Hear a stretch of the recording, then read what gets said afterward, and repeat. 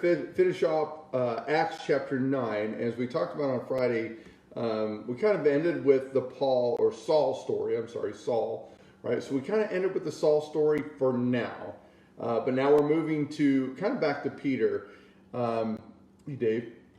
And I think it's kind of an interesting little story here that as we kind of get into this, the end of chapter 9, we learn about a woman named Dorcas, Dorcas, and what a horrible name for us. But Dorcas was actually it was a beautiful name. It was a name of like an antelope, right? Kind of a gazelle kind of concept. And girls were often named after animals like that. So what we think of as, I would never call my daughter, hey Dorcas, right? But she was. So if you want to, would you turn with me to Acts chapter 9, verse 36. And again, we're going to kind of end Acts chapter 9. We've jumped over another healing story of a lame man in Lydda that Peter was at, but I want to talk about Dorcas today because I think there's a couple really key elements within this story itself. You know, again, all the Bible is always trying to teach us something, trying to help us out. So it says, now there was in Joppa a disciple named Tabitha. So, okay, let me, for some, how do I put this? Equal rights. Let me just talk about equal rights in the Bible, right? So some will talk about and say, well, women weren't anything in the Bible. They weren't allowed to do very much, right? And they're very true. They're very true, right? Culturally, the whole thing. And even today, we have that where there seems to be some sort of separation. But I want you to know that Paul writes in the New Testament, we find that there's no Greek, no Jew, no male, no female, no free, no slave, right? They're all equal in God. And so we see right away that the writer of the book of Acts, Luke, says, hey, there was in Joppa a disciple named Tabitha, or which translated means Dorcas. So Tabitha just sounds nicer, so we'll call her Tabitha from now on. But she was considered a disciple. And I think that's so key to how we understand the remainder of the New Testament, to see this woman and many others that we're going to see in and out throughout. They were considered disciples. So they weren't just kind of outcasts, right? Because we get some of that later on, that Paul would write things like, women should be quiet. All right. And so we were like, oh, it's because, women aren't, what they need to do. Well, he was dealing with a specific church with a specific area. And maybe, hopefully, we'll get into that one of these days.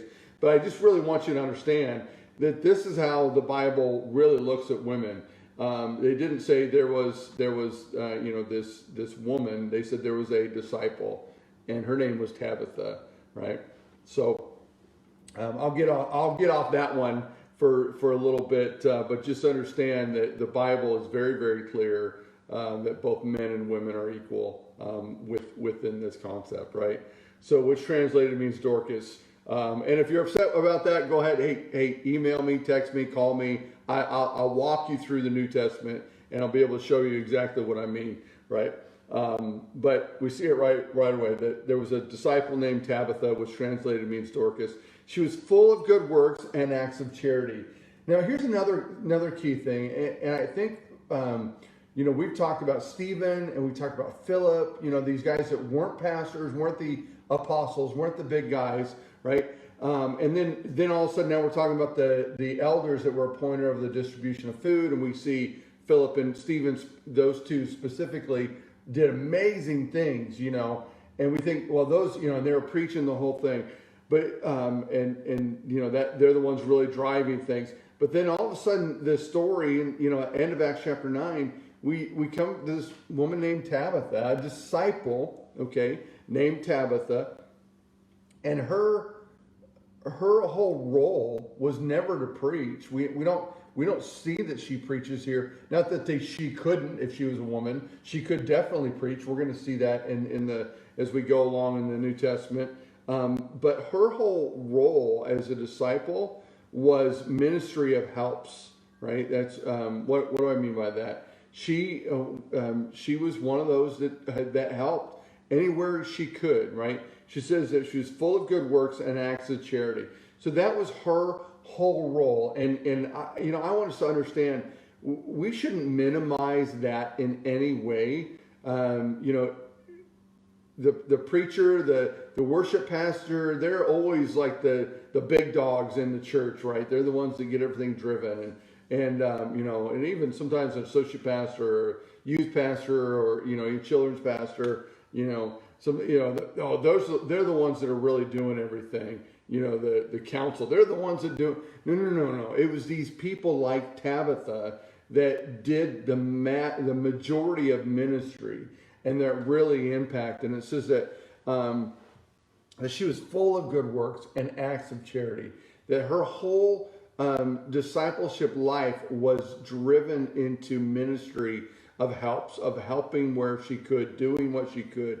In fact, we'll see just in a second. Hold on. It says, in those days she became ill and died, and when they had washed her, they laid her in an upper room. So they would just kind of, as an understanding, we talked about, I think it was last week, maybe the week before, that the bones, right, how they would actually, with Jesus, right, that they would actually they wouldn't embalm him like pharaohs, make mummies out of them, but they would wash them, they make them clean, they basically kind of purify them, and then set them in a grave, and then about a year later would come back and then put the bones in this time frame in an actuary, kind of a small box, right?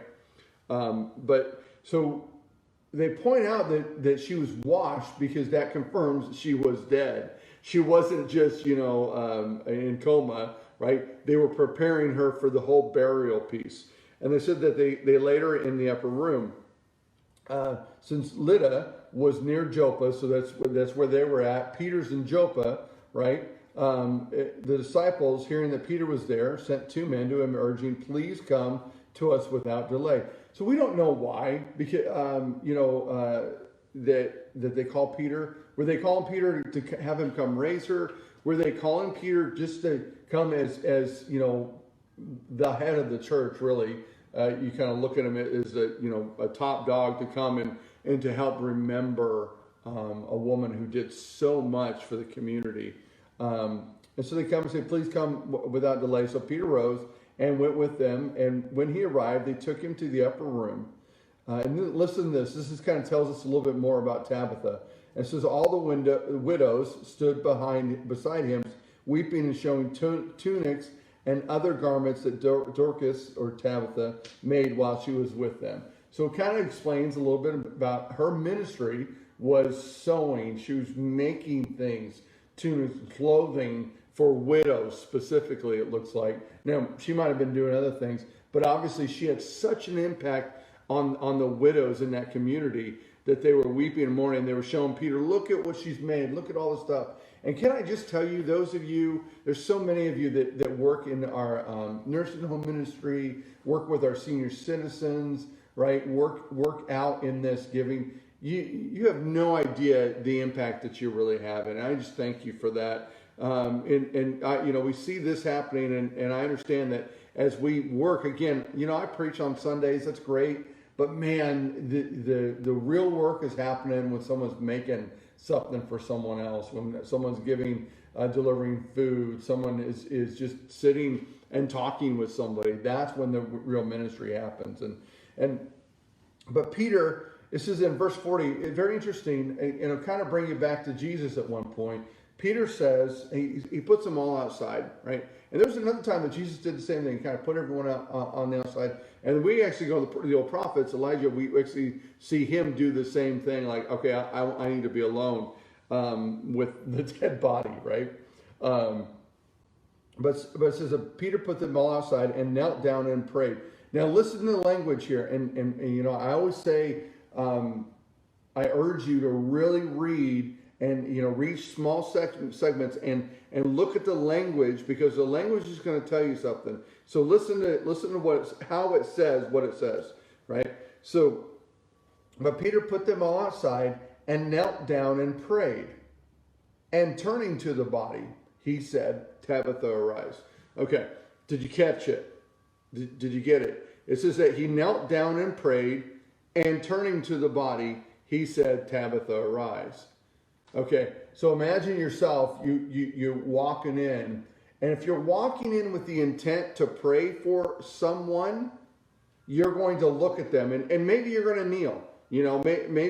Maybe Tabitha's on the bed, right? In the upper room. They laid her down in the upper room, and she's there. You would think automatically, Peter's he's going up to pray for her. He's gonna, maybe try to raise her from the dead. So he's gonna kneel down facing her. But the scripture says that he knelt down and prayed, and then turned to the body, right?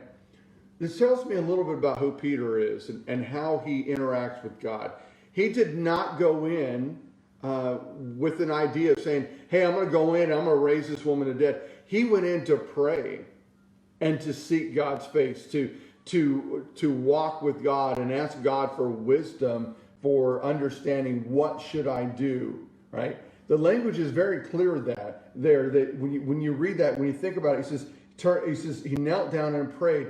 And I believe at that moment that Peter was like, okay, God, I'm here.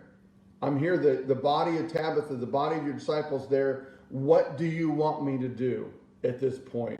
And we don't hear God saying it, but in my mind, all I could see is that Peter, as he's knelt down and she's over here somewhere, that God says to him, okay, now speak to her, right?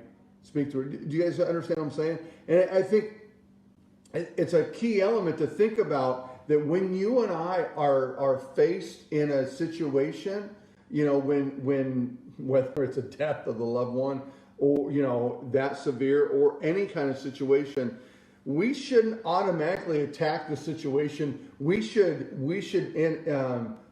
get in line with what God would desire.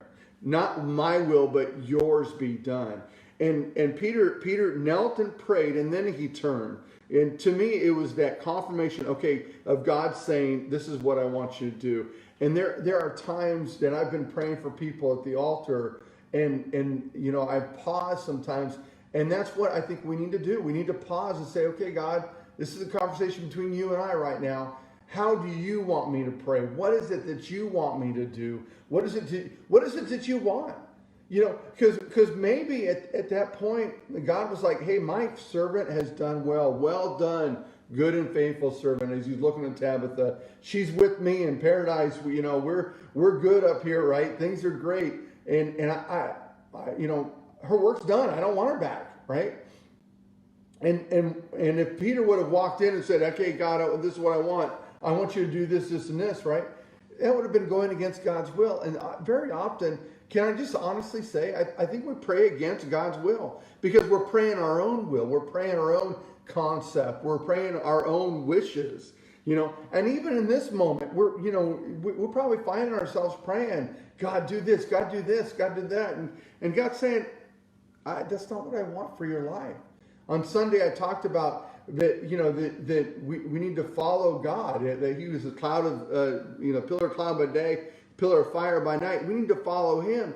And often we expect him to follow us. We make a bad turn and we cry out to God, God, why'd you bring me here? And God's like, child, I never wanted you there. But as individuals that go in and pray and minister, right, whether you're again a Peter, the head of the church kind of concept, or you're a Tabitha and you're just a disciple of God that does awesome works of compassion, right?